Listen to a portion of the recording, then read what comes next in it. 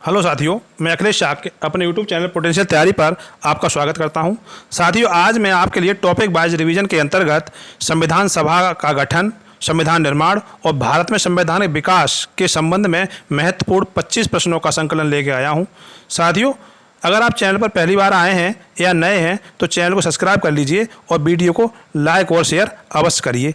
चलिए साथियों, चलते हैं पहले प्रश्न की तरफ। पहला प्रश्न है, संविधान सभा में सदस्यों का चुनाव कैसे हुआ था? विकल्प दिए हैं सीधे जनता द्वारा, भारतीय राष्ट्रीय कांग्रेस के नामांकन द्वारा, भारतीय राज्यों के शासकों के नामांकन द्वारा और प्रांतीय विधानसभाओं द्वारा। साथियों, इस प्रश्न का सही उत्तर है प्रांतीय विधानसभाओं द्वारा। प्रांतीय विधानसभाओं द्वारा प्रति 10 लाख की जनसंख्या पर एक सदस्य का निर्वाचन किया गया था। अगला प्रश्न है, किस अधिनियम के तहत कलकत्ता में सर्वोच्च न्यायालय की स्थापना का प्रावधान किया गया? विकल्प दिए हैं regulating act 1773, Pitt's India act 1784, charter act 1813 और चार्टर एक्ट 1833। तो साथियों, कलकत्ता में पहली बार सुप्रीम कोर्ट की स्थापना की गई थी रेगुलेटिंग एक्ट के द्वारा। रेगुलेटिंग एक्ट 1773 में ये आया था और इस समय बंगाल का गवर्नर जनरल वारेन हेस्टिंग्स था। इसी एक्ट के तहत बंगाल के गवर्नर को बंगाल का गवर्नर जनरल भी नियुक्त किया गया था। और जो सुप्रीम कोर्ट जो बनी थी कलकत्ता में, नाम सुप्रीम कोर्ट था बट इसकी अपील लंदन स्थित प्रिवी काउंसिल में की जा सकती थी। अगला प्रश्न है, किस अधिनियम द्वारा भारत में संघीय शासन की व्यवस्था दी गई थी? विकल्प दिए हैं भारत शासन अधिनियम 1909, भारत शासन अधिनियम 1919, भारत शासन अधिनियम 1935 और भारत स्वाधीनता अधिनियम 1947। साथियों, भारत में एक संघीय शासन की व्यवस्था करनी थी, भारत संघ बनाना था बट वो ऐसा हो नहीं पाया। ये व्यवस्था दी गई थी भारत शासन अधिनियम 1935 में। तो विकल्प सी इस प्रश्न का सही उत्तर है। अगला प्रश्न है, भारत की संविधान निर्मात्री सभा के अध्यक्ष कौन थे? भारत की संविधान की निर्मात्री सभा कह लें या प्रारूप समिति कह लें या पांडुलेखन समिति कह लें या मसौदा समिति कह लें, इन सब नामों से ये प्रश्न आता है। तो संविधान निर्मात्री सभा के जो अध्यक्ष थे वो डॉक्टर BR अम्बेडकर थे। तो विकल्प बी इस प्रश्न का सही उत्तर है। अगला प्रश्न है, भारतीय संविधान सभा की स्थापना कब की गई?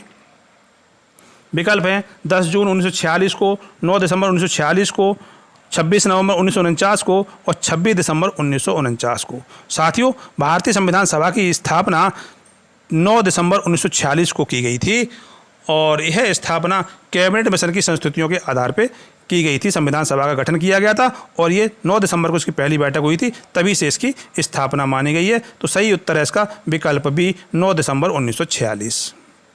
अगला प्रश्न है, संविधान सभा की संघ संविधान समिति का अध्यक्ष कौन था?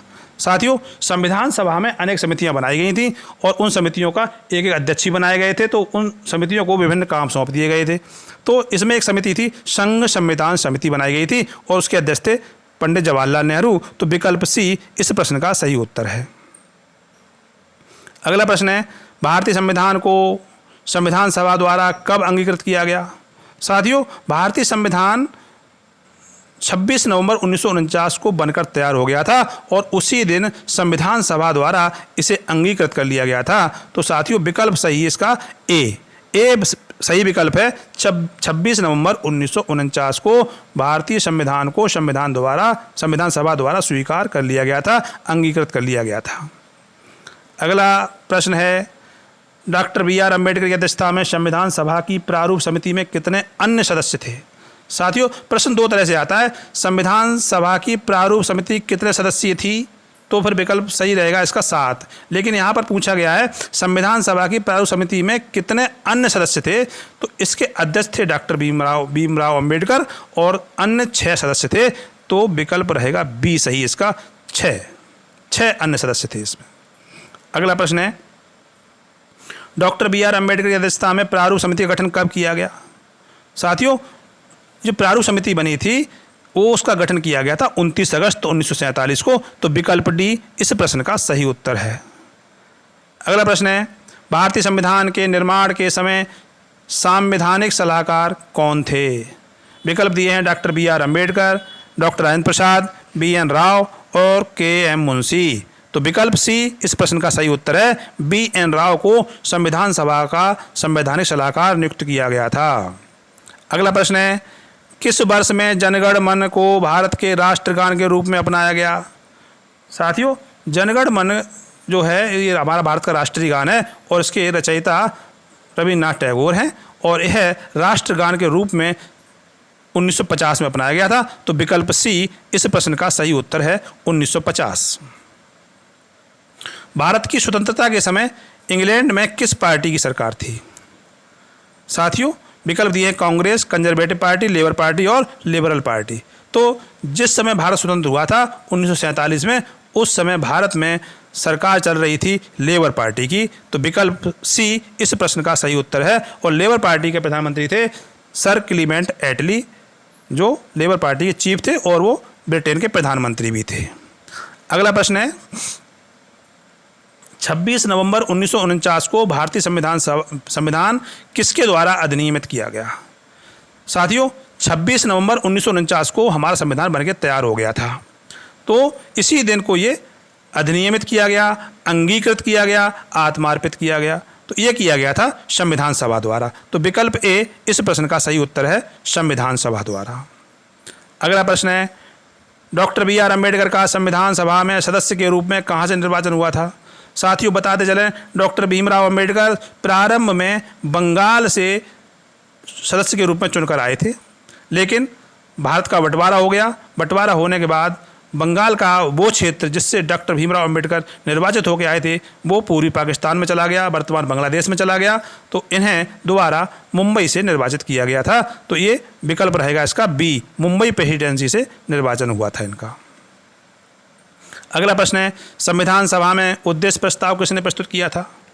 साथियों, उद्देश्य प्रस्ताव प्रस्तुत करने वाले व्यक्ति थे पंडित जवाहरलाल नेहरू। पंडित जवाहरलाल नेहरू ने संविधान सभा में उद्देश्य प्रस्ताव पेश किया था। तो विकल्प बी इस प्रश्न का सही उत्तर है पंडित जवाहरलाल नेहरू। और पंडित जवाहरलाल नेहरू के द्वारा पेश किया गया उद्देश्य प्रस्ताव ही अंततः संविधान की उद्देशिका बना। उद्देशिका में जो स्टेटमेंट हैं वो जवाहरलाल नेहरू के ही हैं, वही उद्देश्य प्रस्ताव उद्देशिका के रूप में संविधान में ऐड कर दिया गया है। अगला प्रश्न है, भारत की संविधान सभा ने राष्ट्रीय ध्वज को सर्वप्रथम कब स्वीकार किया? साथियों, भारत का राष्ट्रीय ध्वज तिरंगा है जिसमें 3 रंग की 3 पट्टियां हैं, हरा, सफ़ेद, केसरिया, और बीच में नीले रंग का एक चक्र बना हुआ है जिसमें 24 तीलियां हैं। तो साथियों, ये राष्ट्रीय ध्वज हमारा अपनाया गया था, स्वीकार किया गया था 22 जुलाई 1947 को। तो विकल्प ए इस प्रश्न का सही उत्तर है। अगला प्रश्न है, भारतीय संविधान सभा की पहली बैठक 9 दिसंबर 1946 को कहाँ हुई थी? इस प्रश्न का सही उत्तर रहेगा विकल्प ए, दिल्ली। भारतीय संविधान सभा की पहली बैठक 9 दिसंबर 1946 को दिल्ली में हुई थी। अगला प्रश्न है, केंद्र में द्वैध शासन किस अधिनियम के तहत स्थापित किया गया था?